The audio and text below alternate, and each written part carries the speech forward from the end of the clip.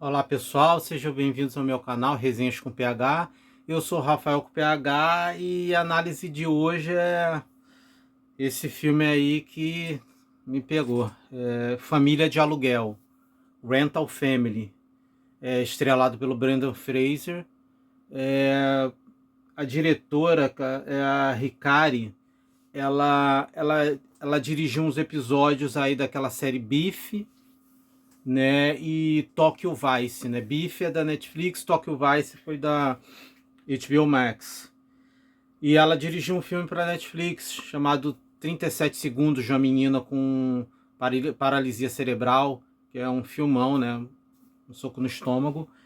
Esse Rental Family, Família de Aluguel, vai estrear no cinema. Caraca,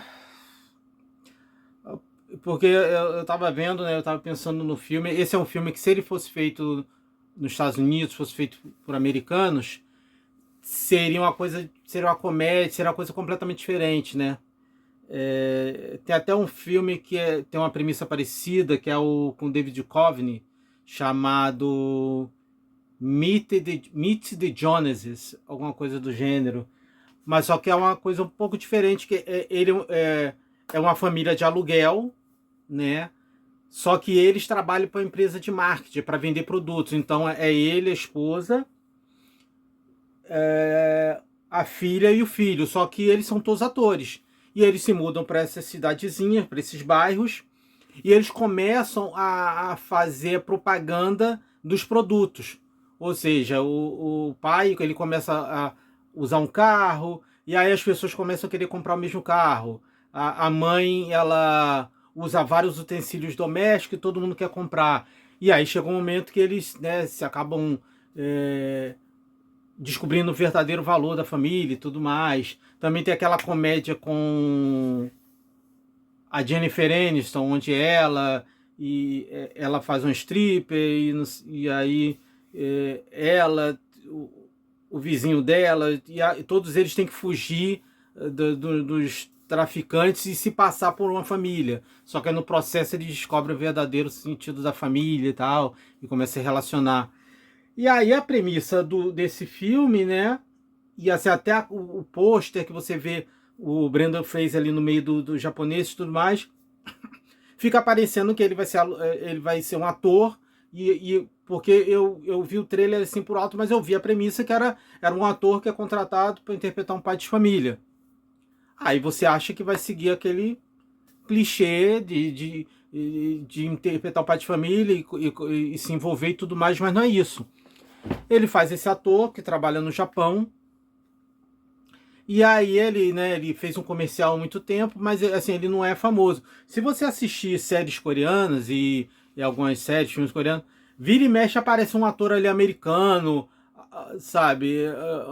Um ator americano, alguém australiano ali e tal. Até os filmes assim, tipo, tem alguns filmes antigos de Jack Chan e tal, que você tem atores americanos e tal, porque o cara não encontra espaço lá nos Estados Unidos, aí acha o nicho dele lá no Japão, acha o nicho na Coreia. E o Philip pareceu um pouco assim. Ele tá lá, fez o comercial há muito tempo, e aí não tá conseguindo emprego, ele conhece esse personagem, que é o Shinji Tada, mas é interpretado pelo Takehiro Hira, um bom ator japonês. E aí ele tem essa agência de aluguel de serviços. E aluguel de atores, né? E aí é legal porque o filme ele explora isso de maneira muito mais sensível, né? Por ser uma diretora mulher e também por ser japonesa, ele te mostra, ele dá um olhar sobre esse aspecto da cultura, que é o desse serviço de aluguel, né? Eu estava até pensando assim, porque o filme, o filme não. Eu achei isso, sabe? Eu teria que perguntar para a diretora, mas eu senti que é um filme sobre solidão, né? Até tem uma cena lá no meio do filme do Brendan Fraser com a Mari Yamamoto, a atriz, né? O personagem dela é Aiko, onde eles estão conversando, mas eles fornecem serviço, mas eles em si são solitários. E aí o que acontece? O Brendan Fraser, perdão, o Brendan Fraser é contratado para interpretar o pai dessa menina, porque a mãe, né, o pai da menina, obviamente a menina ela obviamente é fruto de um relacionamento interracial, ela não é ela, você vê que ela tem um pai caucasiano, né? Então ela precisa. Aí eu não se fala porque que ela não tem, a mãe não tem o contato do pai, mas o Brendan fez tem que interpretar o pai da menina, porque ela vai entrar nessa escola, né? E é uma escola rigorosa, então é importante ter o pai e a mãe ali para fazer a apresentação. Tem tem o dia da escola aberta, né? Quem trabalha em escola sabe qual é. Tem o dia da escola aberta, que é sempre no começo, no final, que os pais vão lá para ver com a escola, ver o que as crianças estão fazendo. Só que aí, né, que é a grande surpresa. Eu achei que o filme ia ser tudo isso. O filme ia ser aquela coisa clichê americana, do Brendan Fraser interpretando o pai da menina e aí descobrindo os sentimentos sobre a mãe da menina. Só que não. Tem outros subplots, né? Ele é contratado para fazer várias coisas. Não só ele, como o filme dá espaço para Aiko e pro personagem do Takehiro, que é o Shinji. E, e aí o que acontece? Tem toda essa coisa que, por exemplo, o, o Brendan Fraser, ele é um novato ali na agência. Então o Shinji, ele já é bem mais cínico, ele é o dono da agência, ele é bem mais cínico. A gente tá trabalhando aqui, não sei o que, faz o que tá mandando e tudo mais. A Aiko também, a Aiko, você vê que ela tá ali no meio termo de tipo assim, ela acha que o Brendan Fraser não vai dar conta dos serviços e ela faz esse serviço há muito tempo. Ela pega mais a parte do serviço, que é um serviço de aluguel para diferentes coisas, né? Por exemplo, a Aiko, ela faz muito serviço de pedido de desculpa, que aí são esses maridos que traíram a mulher, mas ao invés de expor a amante, ele contrata a Aiko para se fazer passar pela amante e pedir desculpa para a esposa, né? Para ele provar que terminou, ela vai lá e se desculpa como se ela fosse amante. O Shinji faz diferentes tipos de aluguel. E aí, por exemplo, o Brendan Fraser, ele é contratado pela filha desse ator famoso, que já tá velho, ali 80 anos, para se fazer passar por um repórter, para entrevistar ele, para honrar o legado dele. Só que como o Brendan Fraser é novato e ele tem a perspectiva ocidental, ele acaba não sabendo, e ele é ator, né? Ele é ator, então ele acaba não sabendo separar e ele vai se envolvendo com essas pessoas, né? E assim, o filme é muito engraçado, porque o Brenda fez esse gigantão, né? E aí ele vai entrar nos lugares, ele tem que se abaixar, tem aquele aspecto do peixe fora d'água. Mas assim, o filme é muito legal porque você tem uma visão antropológica, né? De fora. Mas sem o filme não faz isso julgando ou debochando, né? É muito bonito ver esse aspecto cultural, mas assim, o Shinji ele fala um momento, assim, eu olho esses arquivos para lembrar quantas pessoas nós ajudamos.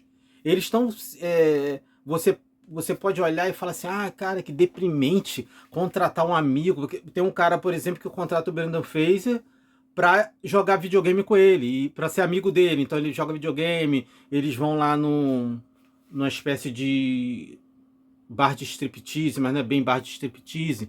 E aí você tem duas coisas. Você tem pessoas que alugam para ele fazer o serviço para ela mesma, né? Tem uma que o Brendan fez e finge ser o namorado, né? Mas assim, seu companheiro, mas sem uma coisa sexual. Tem uma outra que contrata ele para apresentar para a família como se fosse o noivo, mas ela na verdade quer se casar com outra pessoa, com outra situação. E tem as pessoas que contratam, né, que é no caso dessa filha que contrata ele para entrevistar o pai, a mãe que contrata ele para se fazer passar pelo pai da menina. Então são pessoas que contratam para outra pessoa, e tem as pessoas que contratam para si mesmo. E aí ele poderia julgar, mas ele entende essas coisas, né? Os próprios personagens da agência sofrem dessa solidão, né? E aí o filme tem as coisas engraçadas, porque o Brandon fez o personagem dele fala japonês, mas aí fica alternando entre o japonês e o inglês. É, ele com esse ator veterano, esse ator já em fim de carreira, é muito engraçado, porque é um ator velho e ele fica dando aqueles rompantes, então o Brandon Fraser e ele com a menina são momentos assim super fofinhos, que você vê que tipo, aí tem as coisas dele, né, que não ter tido pai e tudo mais, e tem as coisas que, sabe, que você vê que a primeira que a menina é carismática, então você se apaixona de cara e você vê que ele entra e tipo assim, ele quer ser pai dela, né? E ao mesmo tempo, e aí fica aquela coisa insustentável, porque ele vai ser o pai dela para sempre. E aí ele vai fazer o quê? Vai partir o coração dela e ir embora? E ele é ator, né? Então assim, bem ou mal tem um comercial ali, tem um filme com ele e ele está interpretando o pai dela como se fosse um engenheiro de computação, tipo, de coisa e tal. Aí o filme vai indo, aí o que que acontece? O grande lance do filme é que ele começa a passada dessa coisa de simplesmente fazer o serviço dele, ele começa a querer ajudar realmente as pessoas, a atender a necessidade dessas pessoas, né? Da menina, do ator. E isso aí vai gerar né? Vai gerar, porque tem um momento que vai ter um momento de ruptura, porque ele não é pai da menina, né? E aí vai chegar um momento que isso, né? E até o ator velho, que tá bem velho, já tá começando a ter a coisa em João Batista de demência. E eu achei muito interessante como o filme.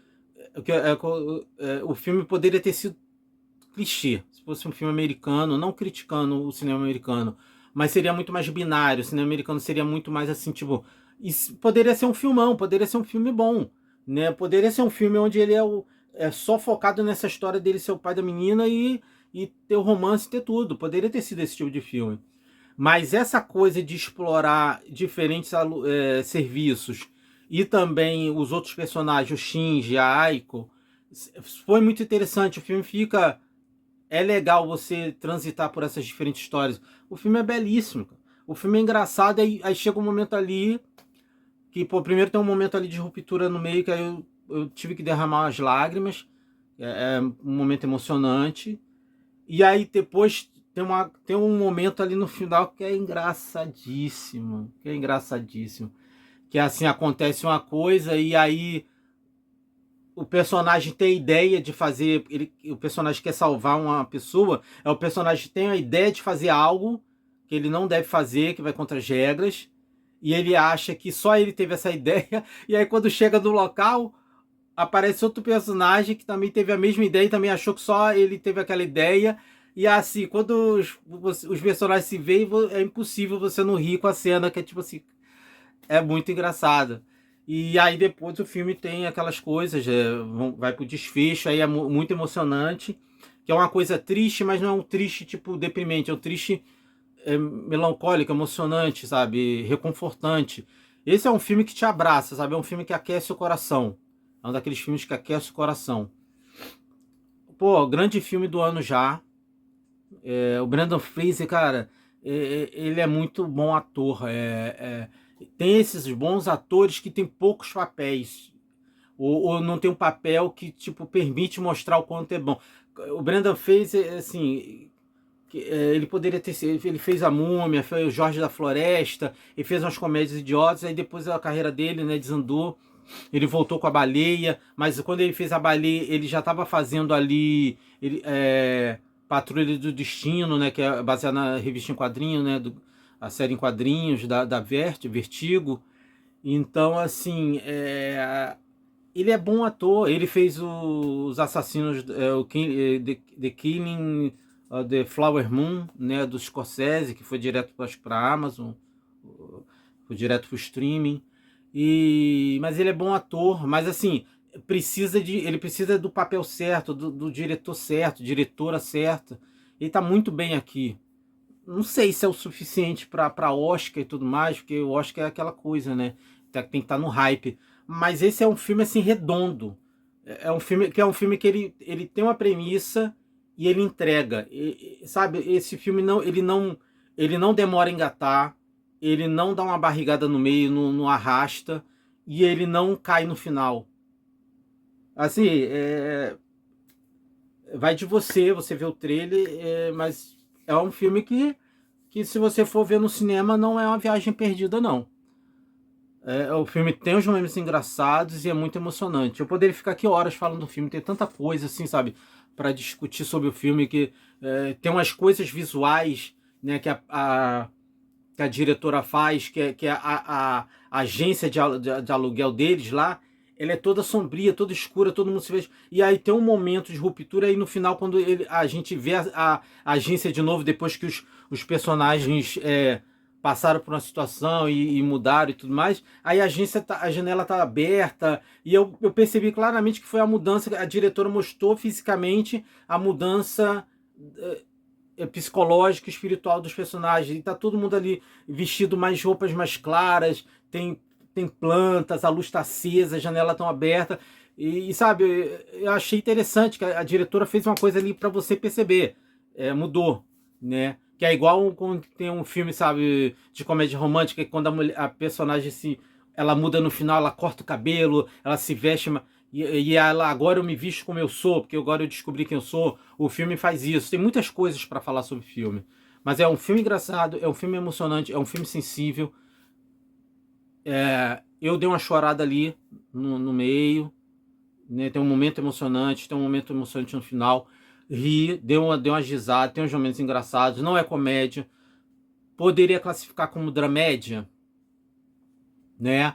Porque é difícil você ficar classificando. Eu sei que as pessoas às vezes elas precisam de um ponto de referência. Quando eu trabalhava na videolocadora, as pessoas precisavam que eu indicasse o filme e eu falasse assim, mas isso é o que é uma comédia? Aí eu tinha que falar assim, é uma comédia estilo Woody Allen, é uma comédia estilo Se Beber Não Case. Porque você não pode falar simplesmente que é uma comédia. Existem diferentes tipos de comédia. Então aqui não é comédia, é um filme engraçado, é um filme emocionante. Mas é um filmão, o filme tocou meu coração de maneira que eu não esperava. Família de Aluguel, já é um dos grandes filmes agora de 2026. É uma boa pedida para o cinema. Então, deixa o like aí se você gostou, se inscreve no canal e comenta se você assistir, quando você assistir, o que você achou, ok? Obrigado por ter assistido, pessoal. Tchau, tchau.